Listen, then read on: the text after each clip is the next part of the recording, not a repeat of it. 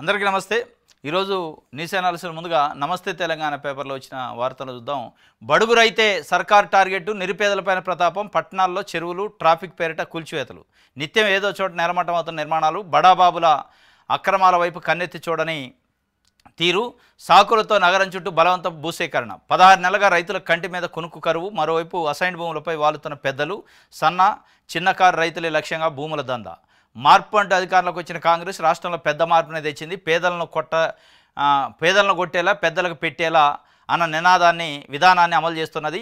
బడుగులు పేద రైతులను టార్గెట్ చేసుకొని ఏడాదిన్నరగా ఆయా వర్గాలను కంటి మీద కునుకు లేకుండా చేస్తున్నది. రోజుకో కూల్చివేత, వారానికి ఒక బలవంతపు భూసేకరణ అన్నట్టుగా పల్లె పట్టణ తేడా లేకుండా నిరుపేదలపై పేదలతో చెడుగుడు ఆడుతుంది. వాస్తవంగా హైడ్రా పేరుతోనే హైదరాబాద్లో పేదల బతుకుల్ని ఛిద్రం చేసింది హైడ్రా.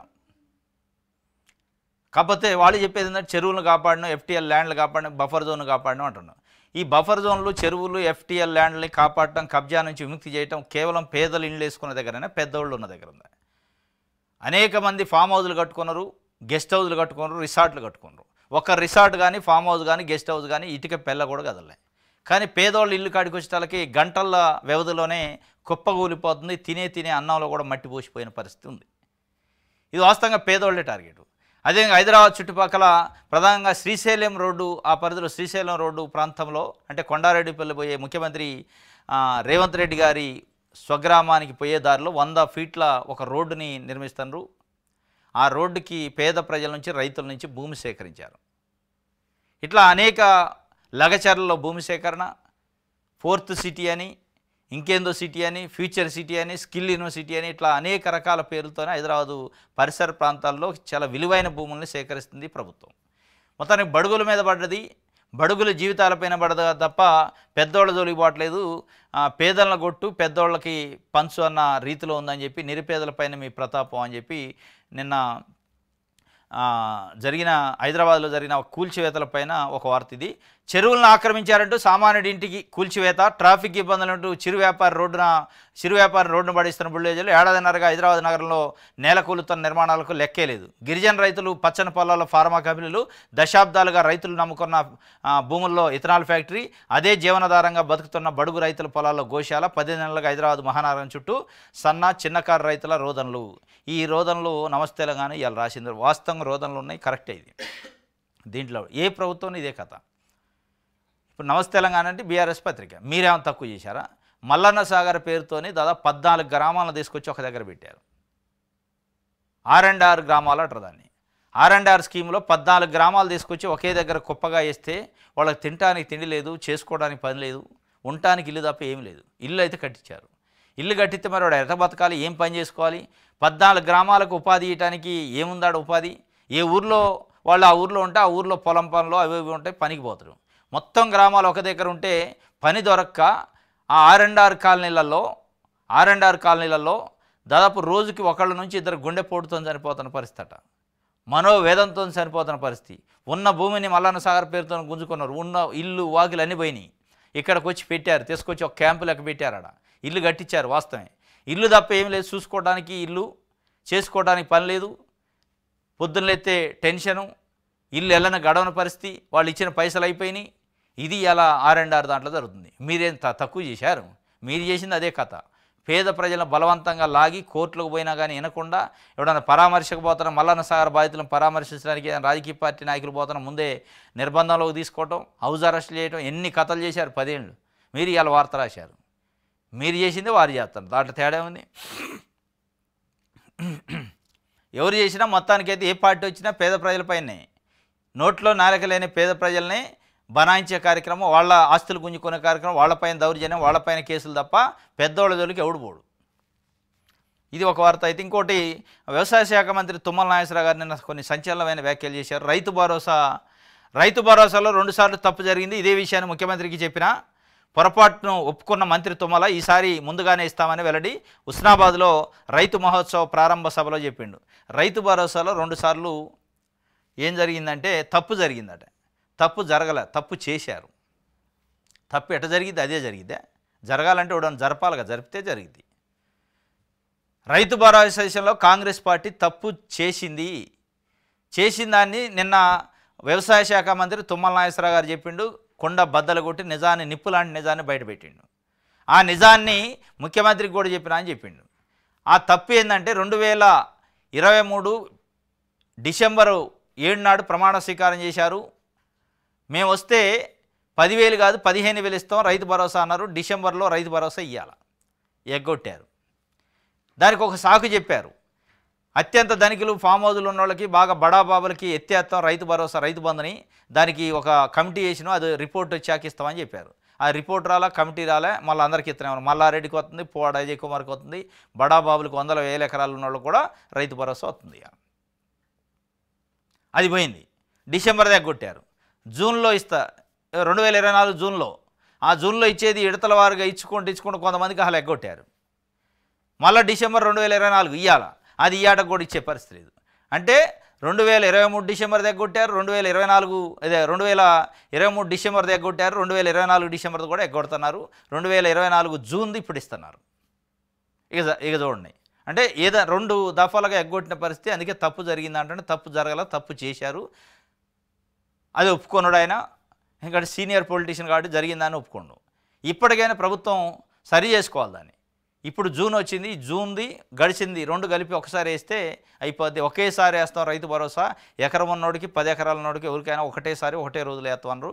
అది ఎట్లా వేస్తే తప్ప, లేదంటే మీరు అన్నట్టే తప్పు జరిగింది అంటున్నారు కదా, తప్పు చేశారు, ఆ తప్పుని ప్రజలు సరి చేస్తారు, దాంట్లో డౌట్ లేదు. ఇంకోటి, జైట్లీకి చెప్పే లండన్కు పారిపోయా, విజయమాల్యా సంచలన వ్యాఖ్యలు, ఆర్థిక నేరగాళ్లతో బీజేపీ నాయకులు లోపాయికార ఒప్పందం బట్టబయలైంది. పాకిస్తాన్కు ముందే సమాచారం ఇచ్చి విదేశాంగ మంత్రి దాడి చేస్తారు. ఆర్థిక మంత్రికి ముందే సమాచారం ఇచ్చి ఆర్థిక నేరగాళ్లు దేశం విడిచి పారిపోతారు. నరేంద్ర మోదీకి చెందిన మొత్తం వ్యవస్థ సరెండర్ అయినట్లుగా ఉంది అని విపక్షం చెబుతుంది.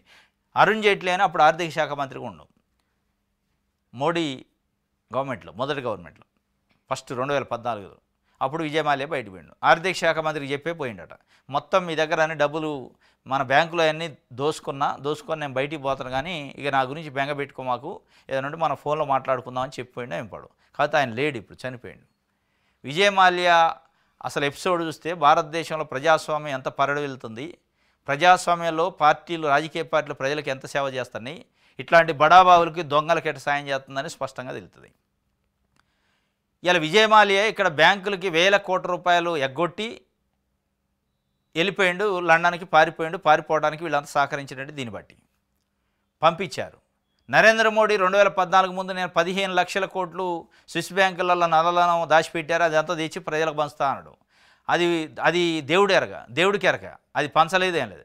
పంచకపోగా ఇక్కడ 15 లక్షల కోట్ల రూపాయలు ఎగ్గొట్టినోడిని తీసుకుపోయి లండన్ నీరవ్ మోదీ లాంటి బయటికి పంపిండు అనేది వాళ్ళే చెప్తున్నారు. బయటికి పోయినోడే చెబుతున్నారు, నేను చెప్పే పోయినా అని. పోయిండా? మరి వానికి సంబంధించిన ఆస్తులో ఇంకోటి అటాచ్ చేశారా? చేయరు. అదే ఒక సామాన్య రైతు ఒక 50,000 రూపాయలు బ్యాంకులో క్రాప్ లోన్ తీసుకొని ఎగ్గొట్టిండు అనుకోండి, ఎగ్గొట్టం మీన్స్ టైంకి లేక పే చేయలేదనుకో, తలుపులు వేయకపోతారు, ఇంట్లో ఉన్న ఏది ఉంటే అది ఎత్తపోతారు, ధాన్యం ఉంటే ధాన్యం, గేదెలు ఉంటే గేదెలు, బర్రెలు ఉంటే బర్రెలు ఎత్తపోతారు. మరి విజయమాల్యాకి అది వర్తిస్తా? ఇవాళ విజయమాల్యా లండన్ పోయిండు, ఇక్కడ ఎగ్గొట్టి ఆయనకు మనం డబ్బులు పంపిస్తున్నాం ఏ రోజుకి ఆ రోజు. భారతదేశంలో ఉన్న ప్రతి పౌరుడు డబ్బులు పంపిస్తాడు విజయమాల్యాకి. అంటే డబ్బులు అంటే ఎట్లా పంపిస్తాడని అడగవచ్చు. కింగ్ ఫిషర్ బీర్ కంపెనీ ఉంది ఆయనకి, కింగ్ ఫిషర్ లిక్కర్ తయారు చేస్తారు. ఆ కింగ్ ఫిషర్ లిక్కర్ తయారు చేసేది మన మనుషులే, ఇక్కడ ఉన్న భారతదేశంలో మనుషులే, భారతదేశంలో నీళ్లు, భారతదేశంలో ఉన్న సహజ వనరులు వాడుకొని లిక్కర్ తయారు చేసి దాన్ని మళ్ళీ మనోళ్ళకి అమ్మి మళ్ళీ మనమే వాడికి కప్పం కడుతున్నాం, వాడికి తీసిపోయి లాభాలను ఏ రోజుకి ఆ రోజు పంపిస్తున్నారు. 100 కోట్ల రూపాయలు ఇక్కడ నుంచి రోజు సరఫరా అవుతూ ఉంటాయి ఆయనకి డబ్బులు. ఇక్కడ వ్యాపారం చేస్తారు అక్కడ నుంచి రిమోట్తోని. ఏం దారుణం ఇది! ఆయన కింగ్ ఫిషర్ సీజ్ కాదు ఎగ్గొట్టిపోతే. అదే సామాన్య రైతులైతే అన్నీ పోతాయి, తలుపులు పోతాయి, చెక్కలు పోతాయి, ఇల్లు పోతాయి, వాకిలు పోతాయి, నానా బీభత్సం చేస్తారు. ఏం విజయమాల్యా కింగ్ ఫిషర్ ఎందుకు క్లోజ్ కాదు, ఎందుకు సీజ్ కాదు, ఎగ్గొట్టిపోయిండుగా అంటే కాదు. రాజకీయ నాయకులు, రాజకీయ పార్టీలు ఆ విధానాలు అట్టు ఉన్నాయన్నమాట. ఇది జరుగుతుంది. ఇదే కాదు, ఇవాళ మన ప్రభుత్వ స్కూల్లో, ప్రభుత్వ వైద్యశాలల్లో పనిచేసే డాక్టర్లు, ప్రభుత్వ ఆసుపత్రుల్లో పనిచేసే డాక్టర్లు, ప్రభుత్వ స్కూల్లో పనిచేసే టీచర్లు వాళ్ళ పిల్లల్ని పంపరు, ప్రభుత్వ స్కూల్కి పంపరు. ప్రభుత్వ హాస్పిటల్లో పనిచేసే డాక్టరు వాళ్ళ కుటుంబ సభ్యులను ప్రభుత్వ హాస్పిటల్లో చూపించడు. ఎందుకంటే వాళ్ళు పనిచేసే వ్యవస్థ పైన వాళ్ళకే నమ్మకం లేదు. అంత దుర్భరమైన వ్యవస్థ మనమేగా చేసేది, అంత డోంగ్ అనమాట. అంత మాయా ప్రపంచం, ఏం లేదు, ఉట్టిది ఇదంతా. వాళ్ళందరూ అన్ని పార్టీలు, అన్ని రాజకీయ పార్టీలు, అన్ని ప్రభుత్వాలు, ఏ ప్రభుత్వం వచ్చినా మేము అద్భుతంగా విద్య కోసం, వైద్యం కోసం అద్భుతాలు చేస్తాం అంటారు. మరి అద్భుతాల్లో మీ పిల్లలు చదువుతారంటే ఎమ్మెల్యేల పిల్లలు చదవరు, ఎంపీల పిల్లలు చదవరు, మంత్రుల పిల్లలు చదవరు, అందరూ విజన్ ఉన్న నాయకులే. చంద్రబాబు నాయుడు గారు నేను నా అంత విజన్ ఎవరికి లేదంటాడు. కేసీఆర్ నా అంత విజన్ ఎవరికి లేదంటాడు. నేను బంగారు తెలంగాణ చేసిన అంటాడు. మరి ఈ బంగారు తెలంగాణ మీ మనవాళ్ళు, మీ పిల్లలు వచ్చి బళ్ళు చదువుతారా? ప్రభుత్వ బళ్ళు అంటే చదవరు, గవర్నమెంట్ బళ్ళు చదువుతారా? చదవరు. ఆ వీళ్ళు కాదు అసలు, అందులో పనిచేసేవాడు, జీతం తీసుకుంటేవాడు కూడా వాళ్ళ పిల్లలు చదివాడు. మళ్ళీ బ్యానర్లు వేసి పిలిపిస్తుంటారు. ఇప్పుడు వారం రోజుల నుంచి వస్తుంది, సర్కారు బడికి రండి అని పిలిపిస్తున్నారు. ఎవరు? టీచర్లు వ్యాన్లు కట్టుకొని తిరుగుతున్నారు. మా బడిలో చేరిపోయింది, అద్భుతాలు ఉంటాయని. మరి ఈ పేరెంట్స్ అడగాలి, మీ పిల్లలు ఏడ చదువుతున్నారు నాయన అని. మీ పిల్లలు కూడా దీంట్లో చదువుతున్నారా అంటే అప్పుడు వెళ్తుంది బండారం.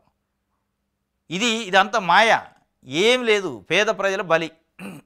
ఈ బ్యాంకులు కానీ ఎగ్గొట్టేటోడు కానీ, బళ్ళాలో చదివేటోళ్ళు కానీ, ఆసుపత్రులు జుంచుకుంటోళ్ళు కానీ, ఇదంతా మాయా ప్రపంచం. ఇప్పుడు రేవంత్ రెడ్డి మనవడు గవర్నమెంట్ స్కూల్కి పంపిస్తారా? లేకపోతే చంద్రబాబు నాయుడు గారు మనవడు గవర్నమెంట్ స్కూల్కి పంపిస్తారా? లేదా వాళ్ళ ఇంట్లో ఎవరికైనా సృష్టి చేస్తుంది, గవర్నమెంట్ హాస్పిటల్ పోయి చూసుకుంటారా? చూసుకోరు. కానీ వ్యవస్థని తయారు చేసి నిర్వీర్యం చేసి మళ్ళీ వాళ్ళే ప్రైవేట్ని పేర్లకు పెంచి నారాయణ, శ్రీ చైతన్య విద్యా సంస్థలు, యశోద లాంటి కార్పొరేట్ హాస్పిటల్, కిమ్స్ లాంటి కార్పొరేట్ హాస్పిటల్ని మళ్ళీ ఏళ్ళ చుట్టూ ఉంటోళ్ళే పెడతారు, ఇందులో ఉన్నోళ్ళే పెడతారు. హాస్పిటళ్ళు, స్కూళ్ళు, కార్పొరేట్ కాలేజీలు పెట్టి లక్షల లక్షలు గుంజుడు కార్యక్రమం ఉంటుంది. ఇది జైట్లీకి సంబంధించి. రైట్, ఆంధ్రజ్యోతి చూద్దాం. అది కేసీఆర్ నిర్ణయమే. ఆయనతో పాటు నాటి మంత్రి వర్గము కాళేశ్వరం బ్యారేజీలు కట్టాలని తీర్మానించింది. తమిళిహట్టిపై మహారాష్ట్ర అభ్యంతరాలు తెలిపింది. అక్కడ నీటి లభ్యత లేదంటూ సిడబ్ల్యూసీ లేఖ రాసింది. సాగునీటి అవసరాల రీతినే ప్రాజెక్టు రీడిజైను. కాళేశ్వరం తొలి అంచనా వ్యయం 60,000 కోట్లే. ఆ తర్వాత పలు మార్పులతో 80,000 కోట్లకు పోయింది అని ఈటెల రాజేందర్ కాళేశ్వరం కమిషన్ ముందు నిన్న హాజరైండు. దాదాపు గంట పాటు ప్రశ్నలు వేశారట. అసలు వాళ్ళు ప్రాథమికంగా అడిగిందంటే డిజైన్ ఎందుకు మార్చారు, తమ్మిడడ్డి దగ్గర కట్టాల్సిన ప్రాజెక్ట్ని తీసుకుపోయి మేడిగడ్డ ఇట్లా అక్కడ ఎందుకు కట్టారని అడిగారట. అది సిడబ్ల్యూసీ వాటర్ సోర్స్ లేదని చెప్పింది. తమిళనాడు దగ్గర కడితే మహారాష్ట్ర అభ్యంతరం వ్యక్తం చేస్తుంది. అభ్యంతరాలతో ముందుకు పోదు కాబట్టి మార్చిండు కేసీఆర్. దానికి మంత్రివర్గం అప్రూవల్ కూడా ఉందని ఆయన చెప్పే సమాధానం ఆయన చెప్పిండు. దీంట్లో ఇప్పుడు కాంగ్రెస్ పార్టీ నిన్నటి నుంచి ఒక కార్నర్ చేస్తుంది. బీజేపీ విధానం ఏంది, కేసీఆర్ని కాపాడటమా? కవిత చెప్పింది కదా, కేసీఆర్కి బీజేపీకి పొత్తు ఉంటుంది, బీజేపీతో పొత్తు కలవాలని, బీజేపీలో మెర్జ్ చేయాలని చూస్తుండు, దాన్ని మేము అడ్డుకున్నాం, నేనే అడ్డుకున్నా అని చెప్తున్నా. అడ్డుకునే అంటే ఆ బంధంలో భాగమైన బీజేపీ ఎంపీగా ఉండి ఈటెల రాజేందర్ కేసీఆర్ని కాపాడే ప్రయత్నం చేసిండు. ఏం తప్పు జరలే, క్యాబినెట్ అప్రూవల్ ఉంటేనే జరిగింది. మహారాష్ట్ర అభ్యంతరం చెప్పింది కాబట్టి తమ్మిడేటి దగ్గర కట్టలేదు, ఇవన్నీ చెప్పిండు అనేది వాళ్ళు అంటున్నారు. మొత్తానికైతే నిన్న అయిపోయింది. రేపు మళ్ళా మండే రోజు హరీష్ రావు ఉంది. రైట్, బీఆర్ఎస్ కాదు డిఆర్ఎస్, కొత్త రాజకీయ పార్టీ వచ్చింది మన తెలంగాణలో. నిన్న కేసీఆర్ పెట్టలేదు కానీ ఆయన క్రియేట్ చేసిండు. ఎవరు? రేవంత్ రెడ్డి గారు ముఖ్యమంత్రి ఒక కొత్త పార్టీని క్రియేట్ చేసిండు, డిఆర్ఎస్ అట. డిఆర్ఎస్ అంటే కవిత తండ్రికి లేఖ రాసిందిగా మధ్య కేసీఆర్ చుట్టూ, మా నాయన చుట్టూ దెయ్యాలు ఉన్నాయి అన్నది. దెయ్యాలు ఉన్నాయి కాబట్టి అది దెయ్యాల రాజ్య సమితి, భారతీయ రాష్ట్ర సమితి కాదు, అది దెయ్యాల రాజ్య సమితి, దెయ్యాలే ఉంటాయి అందులోని. మరి దెయ్యాలు చుట్టూ ఉండాలని మరి ఆయన బయట రావట్లేదేం కాదు. దెయ్యాలు రోజు బయట రావు, పగులు బయట రావాయి, నైట్ ఎప్పుడో తిరుగుతుంటాయి అట. అది చూసిన వాళ్ళు ఎవడు చూసిండో కానీ అంటుంటారు, నైట్ రావు దెయ్యాలు, అదే పగులు రావు నైటే అవుతాయని.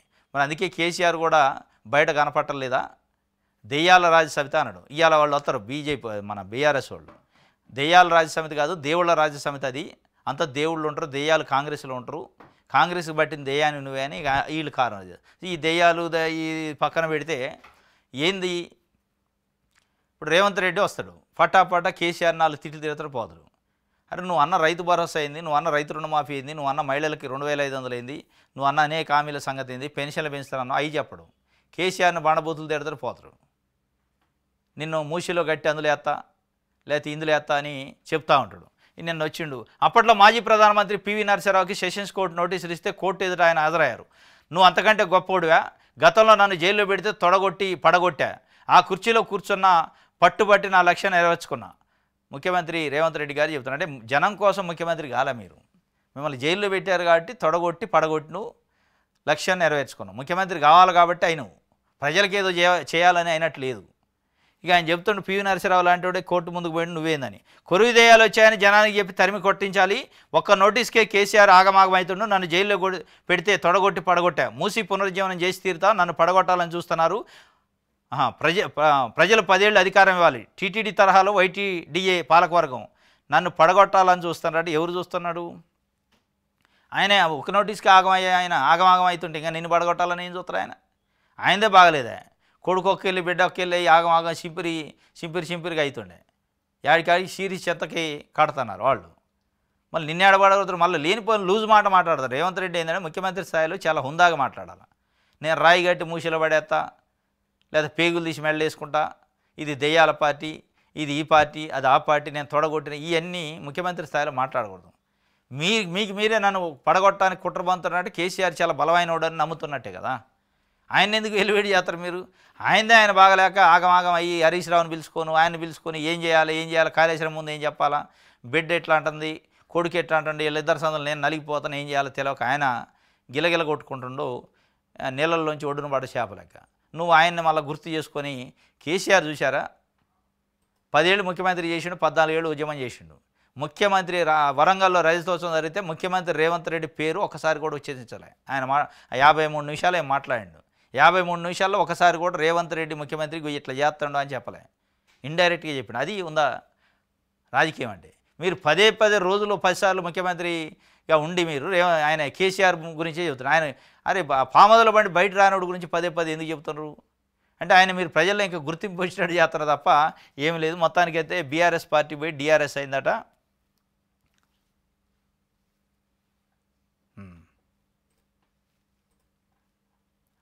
రైట్, ఇది ఆంధ్రజ్యోతి.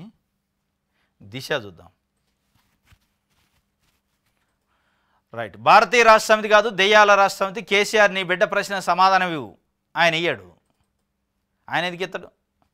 ఆయన ఎప్పుడు కూడా నెగిటివ్ జరిగితే బయట రాడు. కేసీఆర్ ఒకటే, ఎలక్షన్స్లో ఓడిపోయిన అనుకో 3 నెలలు బయట రాడు, గెలిచిన అనుకో 3 నిమిషాల్లో బయటకు వస్తాడు. వచ్చి ఇటో కరడాయిన మంది అటో కరడాయిన మంది కూర్చుంటారు. ఇక ఇట్లా దూడ్చుకుంటా తిట్టకుండా ఎవడో తిడతా ఉంటాడు. ఇట్లాంటిది జరిగిందనుకో బయటికి రాడు. వాస్తవంగా ఎంత అప్రజాస్వామికంగా బీఆర్ఎస్ పార్టీ వ్యవహరిస్తుందంటే అన్ని రాజకీయ పార్టీలు అంతే ఏడ్చినాయి అనుకోండి. బిడ్డ డైరెక్ట్గా లెటర్ రాసింది, బయట పెట్టింది, దెయ్యాలు ఉన్నాయి కేసీఆర్ చుట్టూ అన్నది, కుట్ర జరుగుతుంది అన్నది డైరెక్ట్గా విమర్శించింది. ఒక్క చర్య లేదు, సోకాదు నోటీస్ లేదు. తాటికొండ రాజా, ఆలయ నరేంద్ర, విజయశాంతి, ఈటెల రాజేంద్ర ఏం తప్పు చేశారో తెలియకుండా సస్పెండ్ చేసి పడేశారు. అసలు వాళ్ళు చేసింది ఏందో కూడా చెప్పలే బయటికి. ఇగో ఇంత వేరియేషన్ ఉంది. కుటుంబ సభ్యురాలు కాబట్టి ఒక్క చర్య లేదు. ఇవాళ ముఖ్యమంత్రి అడుగుతుండు, నీ బిడ్డ వేసిన ప్రశ్నలకు సమానం చెప్పు బిడ్డ అని. ఆయన చెప్పడు. బిడ్డ కాబట్టి వేసిన ప్రశ్నకు సమానం చెప్పడు. లోపల మాట్లాడుకుంటారు వాళ్ళు. దర్జా తిరుగుతుంది మంచిగా, సస్పెన్షన్ లేదు, ఏది లేదు. అదే వేరే నాయకుడు ఎవరన్నా ఒక బీసీఓ, ఎస్టీఓ, మైనార్టీ నాయకుడు, ఇంకొక నాయకుడు తప్పు చేస్తే, లేదా వాళ్ళ కుటుంబ సభ్యుడు కాకుండా ఇంకొకళ్ళు ఎవరైనా తప్పు చేస్తే ఇమీడియట్గా సస్పెన్షనే. పార్టీ వ్యతిరేక కార్యకలాపాలకు పాల్పడ్డాడు. ఇక మళ్ళా చోటా గ్యాంగ్ మొత్తం బయటకు వచ్చి ప్రెస్ మీట్ పెడతారు. ఇది ఎట్లా అది ఎట్లా, అసలు కేసీఆర్ నేను జీవితాన్ని ఇచ్చిండు, నేను బతికిచ్చిండు, లేదా చచ్చిపోయేటాడు అని చెప్తారు. ఈటెల రాజేంద్ర అప్పుడే చెప్పారు, కేసీఆర్ లేకపోతే ఈటెల రాజేంద్ర ఎక్కడుండు, ఆయన బొమ్మలైంది, నువ్వేడ బతికి నువ్వేంది అని పెద్దగా మాట్లాడారు. ఇప్పుడు మరి కవిత విషయంలో ఒక్కడు మాట్లాడలే. ఇది ఆయన అంటాడు, నీ బిడ్డ వేసిన ప్రశ్న సమానం చెప్పని. కాళేశ్వరం సమాచారం అంతా కేసీఆర్ హరీష్ వద్దే ఉంది. ప్రాజెక్ట్ నిర్మాణం నిర్ణయం కేసీఆర్దే. ఇరిగేషన్ ఆధ్వర్యంలో అన్ని పనులు జరిగినాయి అని చెప్పి మొత్తానికి కేసీఆర్ హరీష్ మేము పెట్టి బయటకు వచ్చిండు. నేను ఈ నెలలోనే మంత్రివర్గ విస్తరణకు ఛాన్సు, మెజార్టీ ఎమ్మెల్యేలు పనితీరు బాగలేదు, మార్చుకోవాలి. TPCC chief Mahesh Kumar Goud. అసలు మీరు చెప్పే మాటలకు ఎలో లేకుండా అయిపోయింది. ఈ అమ్మ ఏ నెల వచ్చినా ఈ నెలలోనే అంటారు. ఏ నెల అసలు దానికి అర్థం ఉందా? అర్థం ఉందా? ఈ నెలలోనే అంట. ఈ నెల అంటే ఏ నెల? జూనా, జూలైయా, ఆగస్టా? మేలో కూడా ఇదే మాట చెప్తారు. మే ఆఖరికి ఉంటుంది, జూన్ మొదటి వీక్ అయిపోయాయి, జూన్ మొదటి వారం అయిపోయాయి. అవి ఉట్టిగా చేసిన రోజు చేదురు ఎందుకు స్టేట్మెంట్లు? ఈ స్టేట్మెంట్లు ఇచ్చి జనాన్ని డైవర్షన్ చేయడం తప్ప ఈ నెలలో ఉంటుంది అటు విస్తరణ. క్యాబినెట్ విస్తరణ తర్వాతే నామినేటెడ్ పోస్టులట. సీఎం రేవంత్తో చర్చించిన ఇన్ఛార్జి మీనాక్షి నటరాజన్ నిన్న ముఖ్యమంత్రి రేవంత్ రెడ్డి ఇంటికి పోయి గంట పాటు సమావేశమైందట. మీనాక్షి నటరాజన్ మొట్టమొదటిసారి ఆమె వచ్చిన తర్వాత. నాకు తెలిసి క్యాబినెట్ పైన నామినేటెడ్ పోస్టులు పీసీసీ కార్యవర్గం ఏం చేద్దామని చర్చించినట్టుంది మొత్తానికి. మరి ఇప్పటికైనా గదిలిద్దాం చూడాలి. ఇప్పుడు కూడా కాలేకపోతే దేవుడు కూడా వాళ్ళని కాపాడలేడు.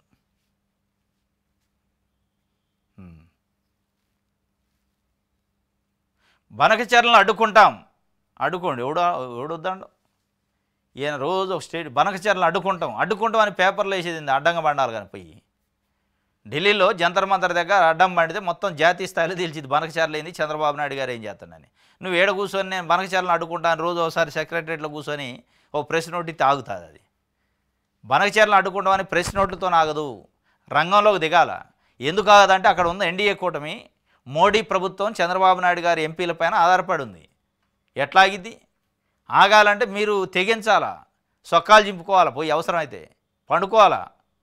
బాబ్లీ దగ్గర దెబ్బలు తినరు అప్పట్లో చంద్రబాబు నాయుడు గారు, కొంతమంది తెలుగుదేశం పార్టీ నాయకులు దెబ్బలు తినాలి అవసరమైతే బనకచర్ల కాడికి పోయి. ఏం కాదు, ఏమైంది, పోయేదే ఉంది. రాజకీయాలు రాష్ట్రం కోసమే కదా మీరు చేసేది.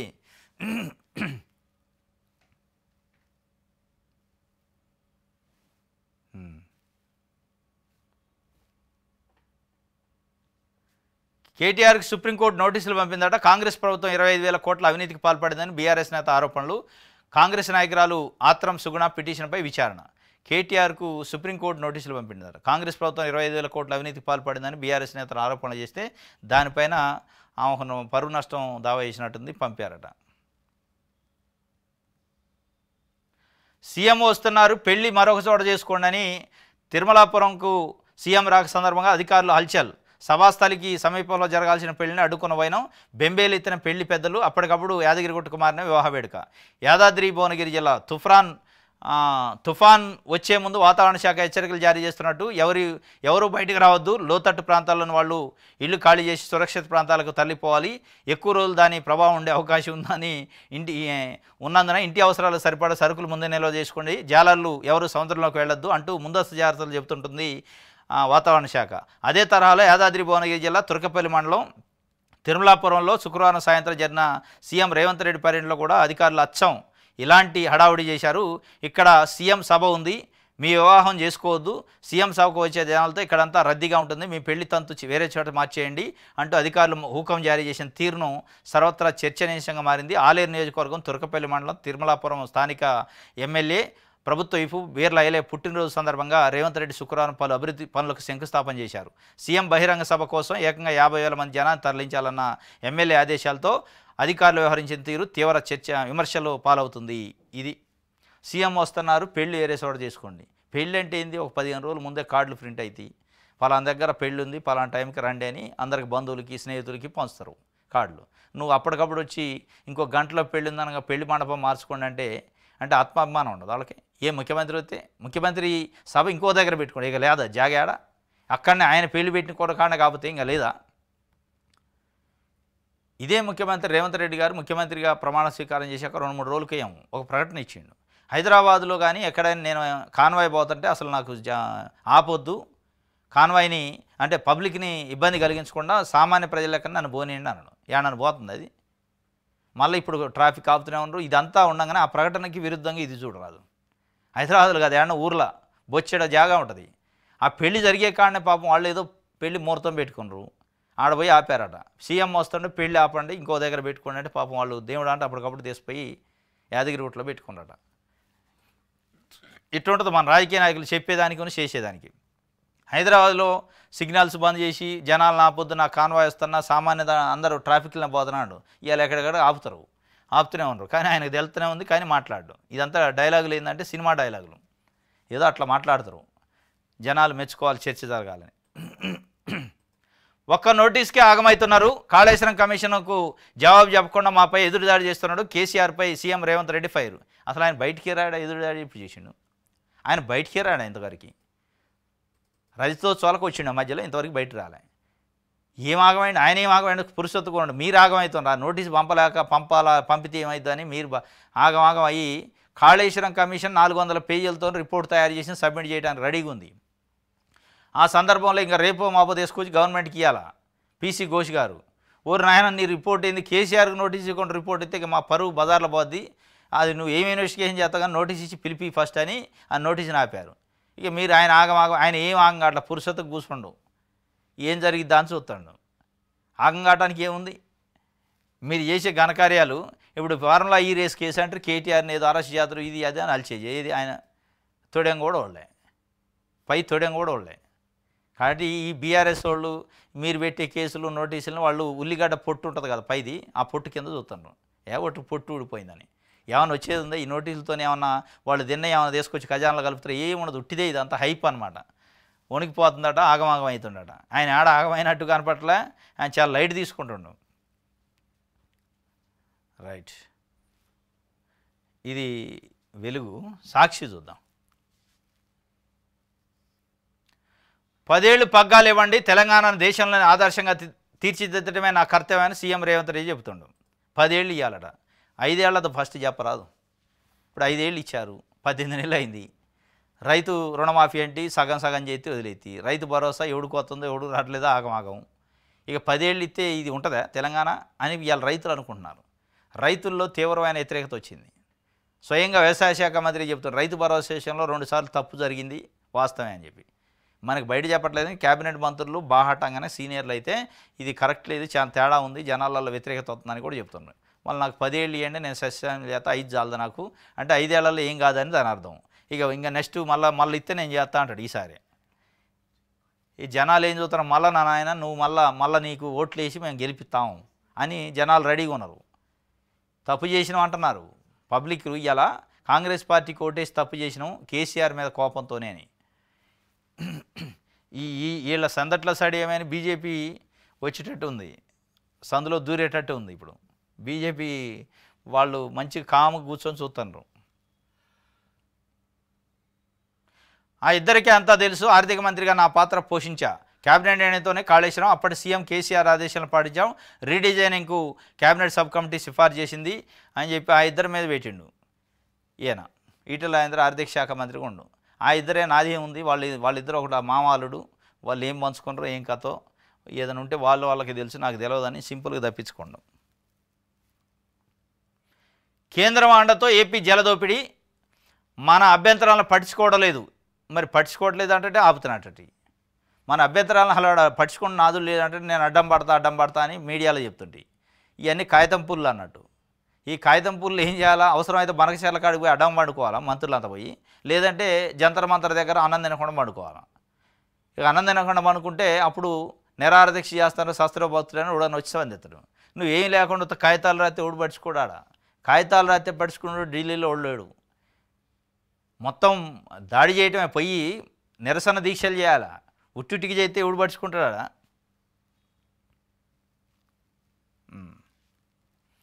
రైట్, కూలీల్లాగా పోలీసులాట బ్రోకర్ల ఆట కట్టిస్తారట.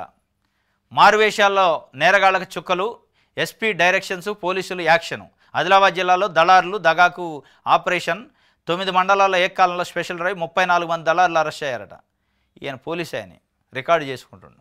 ఇటో ఒక ఫోన్ ఉంది, కూలీలాగా వచ్చిండట మెళ్ళకాండ వేసుకొని.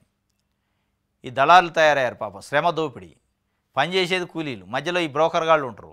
వీడు దేశపోయి ఆడ కూలీలను ఒప్పచెప్పినందుకు ఒక్కొక్క కూలీ 500 లెక్క మనిషి దగ్గర వాడు తీసుకుంటాడు దళారి, వీళ్ళకి 200-300 చేతులు పెడతాడు. పని చేసేది ఒకడు, ఫలితం అనుభవించేది ఒకడు. ఈ కథ బయట పెట్టిండట, స్పెషల్ డ్రైవ్ చేశారట ఆదిలాబాద్లో.